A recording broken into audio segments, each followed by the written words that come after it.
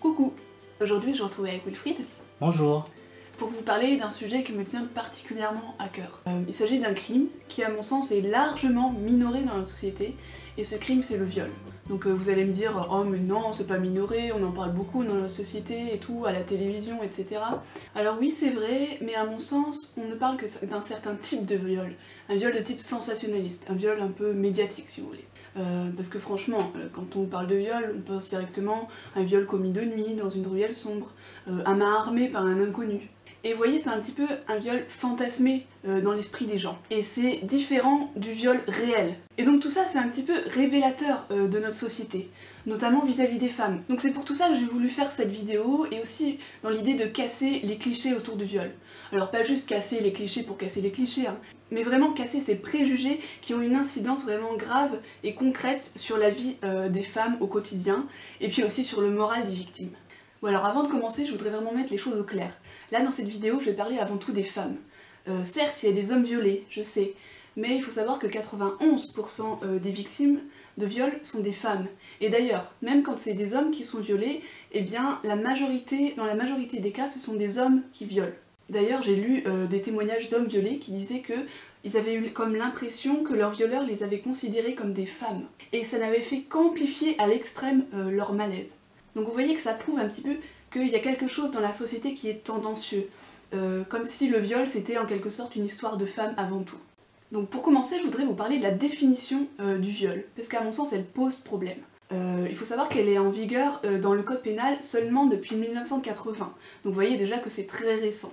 Et donc cette définition, je vous la donne tout de suite, c'est tout acte de pénétration, de quelque nature qu'il soit, commis sur la personne d'autrui, par violence, par contrainte, par menace ou par surprise, est un viol. Donc je sais pas si vous avez remarqué, mais d'emblée on voit qu'il y a un problème dans cette définition, parce que en gros, par exemple, hein, une femme qui ferait une fellation forcée à un homme, elle pourrait pas être accusée de viol. Donc encore une fois, c'est vraiment révélateur. Donc pour aller plus loin concernant cette définition, j'irais même jusqu'à dire que dans l'imaginaire collectif, on a tendance, d'après ce que j'ai vu, hein, à associer le viol à la sexualité, avec l'idée qu'un violeur, il n'aurait pas pu réfréner ses pulsions sexuelles incontrôlables. Bah, vous voyez bien que c'est faux. D'abord c'est méprisant envers les hommes, ce serait comme les comparer à des animaux ou à des hommes de Cro-Magnon, et puis c'est largement sexiste quand même. Ce serait dire que les hommes ils seraient incapables de se dominer, contrairement aux femmes. À mon sens, c'est pas ça. C'est pas lié à la sexualité, c'est lié plutôt à la violence. D'ailleurs, on voit que c'est la même étymologie. C'est une violence commise par un criminel en vue de dominer sa victime. D'ailleurs, un exemple qui, à mon sens, est pertinent, c'est l'arme de guerre. Le viol, c'est souvent utilisé comme arme de guerre. Là où voilà, un camp va aller violer les femmes du camp adverse dans le but de délivrer un message à ce dernier, en fait. Et justement, excuse-moi je t'interromps, est-ce que ce viol comme arme de guerre, c'est encore utilisé de nos jours? Alors de nos jours, je sais pas exactement, mais je sais que ça a été utilisé par exemple dans l'histoire de la colonisation, ou encore récemment dans la guerre civile au Congo en fait. Et puis je voudrais vous donner un autre exemple qui montre que on associe viol et sexualité. Au Mexique récemment, il y a eu une affaire dans laquelle un homme avait violé une jeune fille avec ses doigts. Et en fait il avait été acquitté, le juge l'avait acquitté parce qu'il prétendait ne pas avoir éprouvé de plaisir à faire ça. Donc vous voyez que même le juge, là, il a perpétué ce stéréotype. Du coup, puisque en gros l'homme il avait pas fait ça dans une volonté de plaisir, bah il n'y avait pas agression sexuelle quoi. Et je vous disais tout à l'heure que le fait que le viol soit minoré, ça posait problème. Alors pourquoi ça pose problème? Bah tout simplement parce que ça perpétue en quelque sorte des stéréotypes. Par exemple, je vous disais que dans l'imaginaire collectif, on associait le viol à un crime commis de nuit, à main armée, dans une ruelle sombre, etc. Et pas surtout par un violeur qui n'est pas connu de la victime. Or, une femme qui va avoir cette image en tête du viol, bah forcément elle va pas penser que ce soit possible qu'elle puisse être violée chez elle, à son domicile. Et surtout pas par quelqu'un qu'elle connaît, quelqu'un de son entourage. Or, bah, les chiffres prouvent qu'il y a 67% des viols qui sont commis au domicile de la victime, et que dans 74% des cas de viol, le violeur est connu de la victime, il fait partie de son entourage. D'ailleurs, pour poursuivre dans ce sens, je trouve que le viol conjugal, il est largement sous-évalué. Parce que pendant longtemps, il y avait cette idée de devoir conjugal, vous savez, là où en fait un conjoint se devait en fait d'accepter un rapport sexuel à son conjoint sans qu'il y ait forcément consentement. Et aujourd'hui, même si c'est plus du tout d'actualité ça, le devoir conjugal, bah ça reste comme un petit peu ancré dans nos esprits, ce qui fait que une femme, ne va pas forcément mettre le mot viol quand elle va être forcée par son partenaire, alors même, quand bien même, en fait, il y aurait des violences évidentes. Et du coup, bah forcément, hein, de fait, elle va pas aller porter plainte non plus. Et donc, tous ces préjugés-là, ils peuvent aussi amener la femme à penser qu'elle est coupable. Du coup, on peut s'interroger, bah, pourquoi est-ce qu'elle se sentirait coupable alors même que c'est elle qui est victime d'un crime? Alors je pense qu'il y a, qu'il y a une sorte de formatage dès l'enfance. À savoir que bah, les parents ils vont dire à leur fille ne t'habille pas de telle manière, pas en mini-jupe, etc. Ne sors pas à telle heure le soir toute seule parce que sinon tu risques de te faire agresser, tu risques de te faire violer. Mais personnellement, j'ai jamais vu de parents qui faisaient la même chose avec leur fils, en leur disant il faut pas se comporter de telle manière avec les filles, etc. Donc après y avoir réfléchi, je me dis qu'il y a peut-être une raison logique à ça, à savoir que dans l'imaginaire collectif, on pense qu'un violeur il a forcément des troubles psychiatriques. Et que donc si leur enfant n'a pas ce genre de troubles, ça sert à rien de lui en parler parce qu'il va pas aller violer une fille.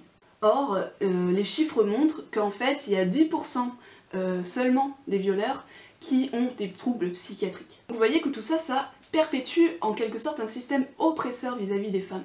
Bon alors bien évidemment, j'ai pas envie de jeter la pierre à ses parents, hein, parce qu'ils pensent agir pour le bien de leurs enfants, c'est sûr. Mais je pense que c'est vraiment révélateur d'un système dans lequel on préfère penser les symptômes plutôt que de s'attaquer à la réelle maladie, et donc en faisant culpabiliser les victimes.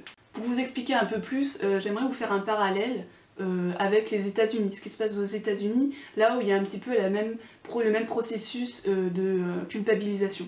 Là-bas, apparemment, quand un enfant afro-américain atteint un certain âge, au moment de l'adolescence, il y a ses parents qui le convoquent et qui lui disent « Écoute, tu sais comment ça se passe dans la rue, dès qu'il y a une embrouille, quelque chose comme ça, les policiers, ils arrivent, ils voient, je sais pas, un enfant noir, voilà, ils vont avoir tout de suite dans leur tête noir égale danger, du coup ils vont tirer sans se poser de questions. Il faut que tu fasses tout pour pas te mettre dans ce genre de galère. Essaie de te faire le plus discret possible, de pas te faire remarquer, quoi. » Ah d'accord, est-ce que je peux t'interrompre juste un petit moment? Vas-y. Du coup, si je comprends bien, les parents vont pousser cet enfant afro-américain à être discret, à être invisible.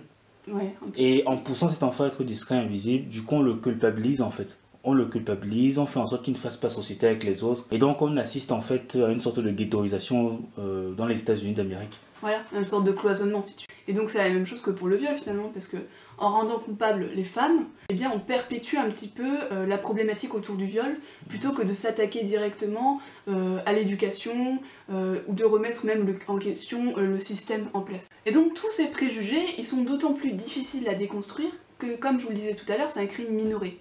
Et du coup ça rend la situation des victimes encore plus difficile.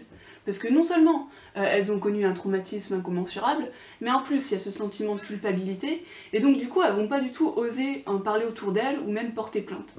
Et d'ailleurs, même quand elles le font, quand elles portent plainte, eh bien elles sont pas forcément écoutées, d'après ce que j'ai lu dans les témoignages, puis ça aboutit souvent à un non-lieu ou même à une affaire classée sans suite. Et puis on leur pose des questions du genre « Est-ce que vous étiez habillée en jupe ?» Vous voyez, toujours dans cette idée de culpabiliser. Ou alors « Est-ce que vous avez croisé les jambes quand il a tenté de vous pénétrer ?» Tout ce genre de choses, quoi. Et donc, quand la victime porte plainte, c'est comme si elle revivait une deuxième fois ce viol, parce qu'il faut qu'elle se remémore tous les détails, même les plus crus, et qu'elle passe au-delà d'une certaine pudeur. D'ailleurs, vu qu'il y a peu de victimes qui portent plainte, eh bien on ne sait pas exactement à combien s'élève le nombre de viols par an. Donc il y a des associations qui estiment ça à peu près 100 000 par an, c'est déjà énorme, mais on sait que c'est un chiffre qui est déjà largement sous-évalué. Et donc tout ça, mis bout à bout, bah forcément ça rend le processus de résilience beaucoup plus difficile. D'autant plus que le viol, ça peut provoquer aussi des troubles en réaction au traumatisme. Par exemple, un besoin compulsif de se laver pour se débarrasser un petit peu de cette souillure, des suicides, des dépressions, des anorexies, et j'en passe. Donc pour conclure, tout ça mis bout à bout, on voit que finalement la femme elle est un petit peu une double proie dans la société, puisqu'elle est à la fois une proie du capitalisme, il y a tous les stimuli publicitaires qui sont concentrés sur elle, et puis une proie aussi pour les prédateurs mâles. Donc il y a un petit peu une double objectivation qui s'opère, là où elle est à la fois un objet de vente, et aussi un objet pour ces prédateurs qui vraiment la considèrent comme leur propre objet. Et donc cet environnement pousse la femme à être un peu schizophrène, puisqu'elle doit répondre à une double injonction, des injonctions contraires. Là où les pubs, et même les pères, PAIRS, la poussent à s'habiller d'une telle manière, et en même temps on lui dit que porter une jupe, eh bien c'est comme un peu un appel au viol. Donc tout ça, ça prouve qu'il y a quand même des contradictions dans cette société, même s'il y a eu des progrès de réaliser vis-à-vis de l'égalité homme-femme, eh bien on reste quand même dans une société largement patriarcale. Et donc d'après moi, il faudrait sortir de ça, dans l'intérêt des femmes, certes, mais aussi dans l'intérêt des hommes. Donc pour terminer, je vous invite à aller voir la barre d'infos parce qu'on a mis des références, on a mis des films, des documentaires, etc. Et donc voilà, je voulais juste vous dire que j'ai fait cette vidéo aussi dans le but de, à notre modeste niveau, redonner un petit peu à ce crime sa véritable importance. Et donc limiter, autant que faire se peut, la honte et le sentiment de culpabilité des victimes. Donc voilà. Merci d'avoir regardé cette vidéo, n'hésitez pas à commenter si vous le souhaitez, et à la prochaine, salut!